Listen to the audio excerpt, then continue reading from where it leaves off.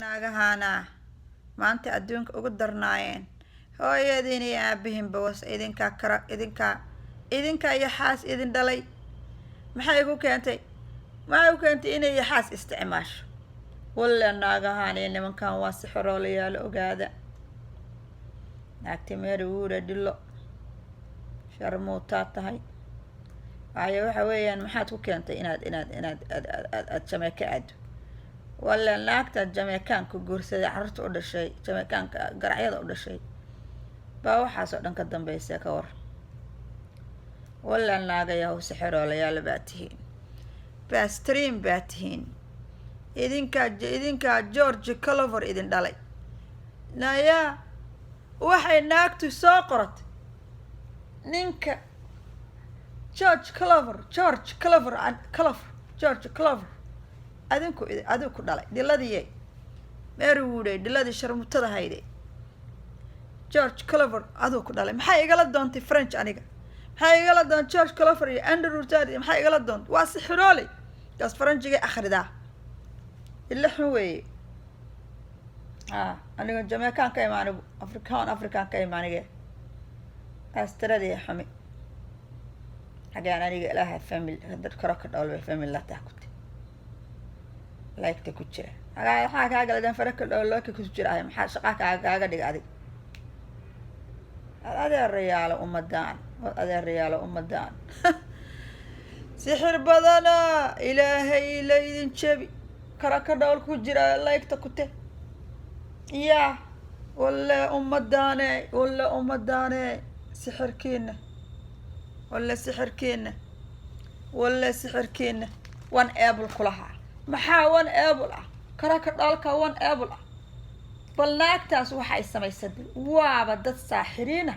focusing something else Jamaica bay jirtay intaan anigana aan guri ku jiray ayadana Jamaica jirtay waxay jirtay Faransi bay jirtay ya Hamed Fiyo bay jirtay Alexander ay jirtay war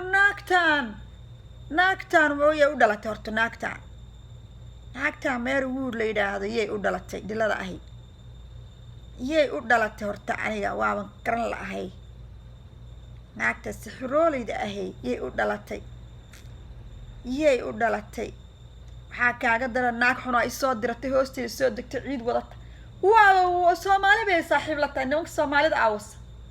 ilaaha ku dhaartay waa Aadam Axmedkii weey ma aragtay Aadamkii ciidayada wadana ciida dawata maxay galaanay ciid waata dhulkoo dhan bay taala horteeda daadsanay ya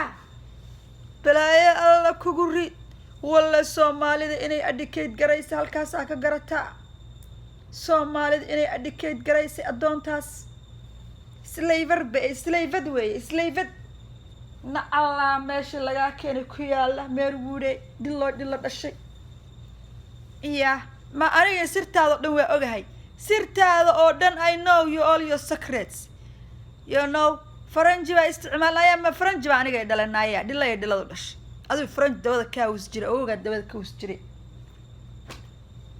waxa Soomaalida fadaraha oo Faranjiga inay adicate garaysay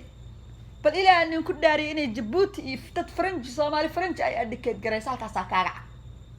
dhaagtas ya ilaahan ku dhaartay magaca hooyada ii bixisay bay taqaani ka war farxiya one able afal kala ka dhawl bah like this ilaahay ku soo qabayo irsaaqada alla idinka walla naagahaan waxay la xirtee chachu siin weeye Soomaaliya xagee ka hagaagaysa Soomaaliya dadkaas oo kala ku jiray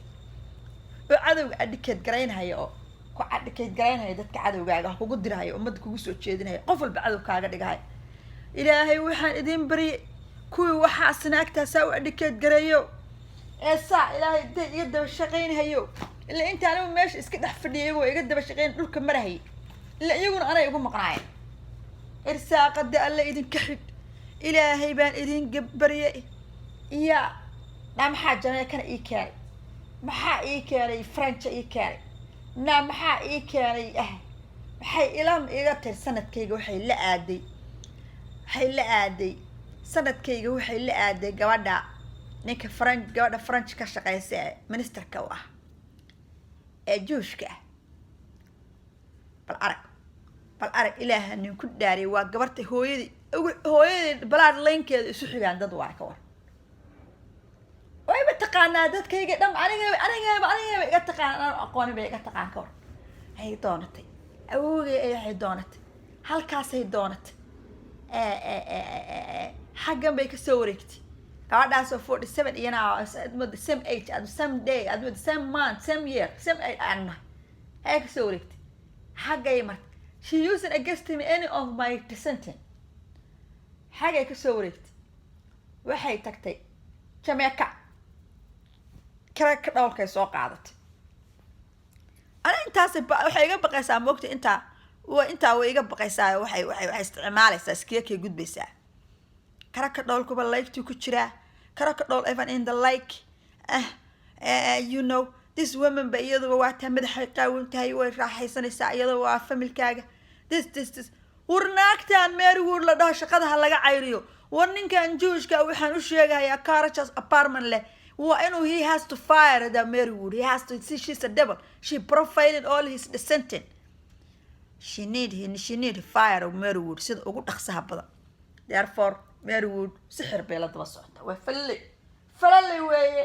Washington bay waxay joogtaa New York waxay u shaqaysaa company-ga managementiga apartmentiga ee la yiraahdo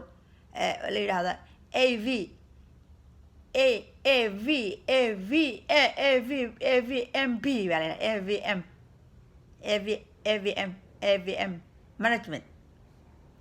okay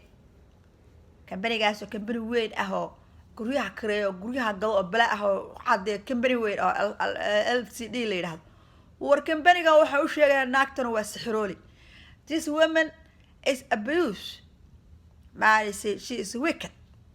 waxa weeye naagta waa in shaqada laga cayriyo weey waxa weeye naagta racism bay ugu samaysay way discrimination bay ugu samaysay waa si dadkii apartmentiga prostitute-kii jooga khamriga cabahayo jooga kuwa xitaa la igu suxiga apartmentiga habeenada bareedan jeel ku jiro jooga oo xitaa apartment laga qaadin anigu wax allaale waxaan sameeyay I was the clearly person everybody will tell you I never bring anybody in my apartment I never do anything wrong I never have no record by being doing anything now why do I lose my apartment why I committed to move 5 days on my hands and threw all my stuff and now have put my stuff in storage I have no apartment no more yeah waxaas oo dhan naagtaas ay horseeday waxa igu horseeday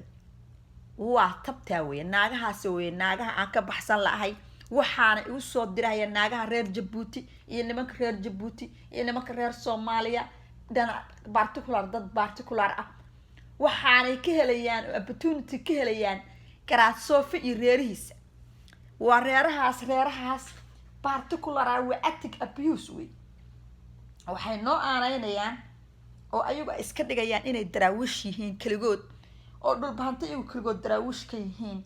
markay iska dhigayaan they only daraawish they betrayed us and say they are not the daraawish they are logging in bloodline with British and French and etc and enemy so they see me as their enemy they think I have a bloodline of French or English they don't see me as their family as their tribe as their people from same background dadkan ugu hantigareysanaya Mareykanka nagu hantigareysanaya oo dadka adikay garanaya oo dadka Mareykanka ahaa ee madowga ahaa Black American-kii iyo dadkii atigi nagu abuse gareynaya dadkan oo maaragtay you know get educated by these people I just described dadkan oo dad aad iyo aad u xun ah ilaahu naga badbaadi